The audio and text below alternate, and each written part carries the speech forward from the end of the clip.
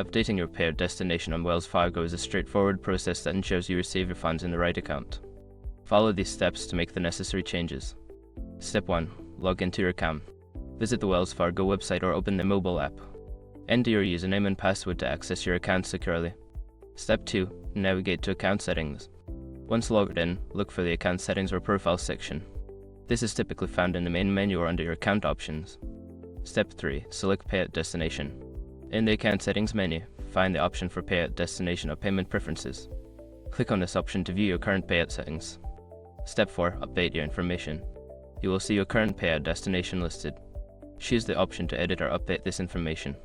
Enter the new account details where you want your payouts to be sent. Step 5. Save changes. Before filing a refund or dispute, use the s.com link in the description to open the refund dispute deadline calculator and confirm your deadline. Make sure to review your payout settings periodically to ensure they remain accurate. If you encounter any issues, consider contacting Wells Fargo customer support for assistance.